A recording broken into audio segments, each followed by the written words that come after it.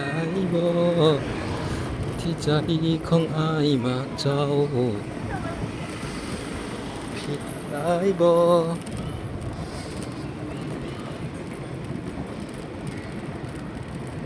บรรยากาศเด้อพี่น้องบรรยากาศลงพระบางตอนเช้า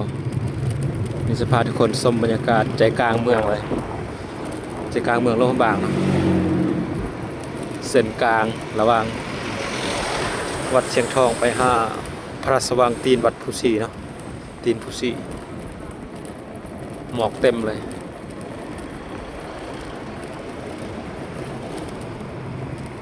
แขกนักท่องเที่ยวที่มาเที่ยวกันหลาย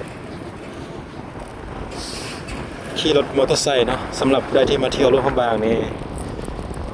บ่ว่าสิเป็นคนภายในชาติหรือว่าต่างชาติก็สามารถนำใส่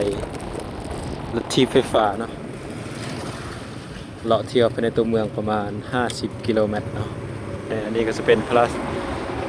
หอพระบางที่เขาไว้พระบางเนาะทางนี้ก็จะเป็นภูซี่อันนี้เป็นพระราชวังเนาะหอพิพิธภัณฑ์พระราชวังจะสวิตเก่าแถวนี้ก็จะเป็นกลางคืนก็จะเป็นตลาดมืดเนาะตลาดกลางคืนประมาณ5 โมง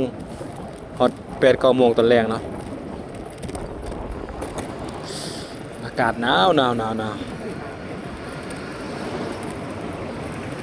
ไปตามทางก็เต็มแต่ฝรั่งเนาะเห็นแต่ฝรั่งแต่จีนเนาะมาเที่ยวหลวงพระบางเต็มเลย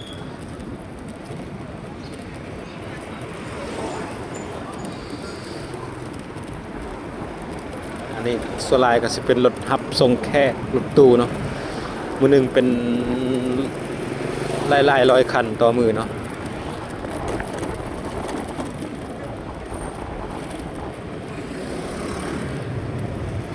จุด4 แยก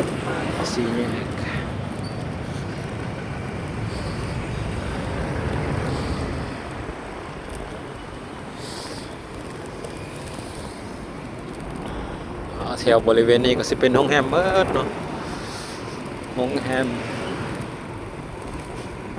อากาศมีประมาณ10 กว่าองศาเนี่ย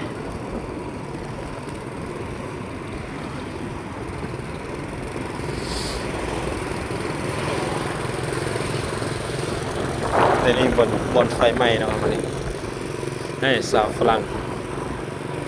อันนี้น้ำพุเนาะใจกลางน้ำพุบอลเซ็กอินบอลหนึ่งเนาะตอนสวยเขาจะเปิดไฟจะงามผู้ใดเข้ามาเบิ่งแล้วก็ฝากกดไลค์กดแชร์ให้เด้อเดี๋ยวสิพาทุกคนไปเบิ่งบรรยากาศในประเทศลาวแต่ละบอลไปใส่กระชายลงให้ทุกคนเบิ่งเนาะผู้ใดเข้ามาเบิ่งแล้วก็ฝากกดไลค์กดแชร์กดติดตามให้เด้อ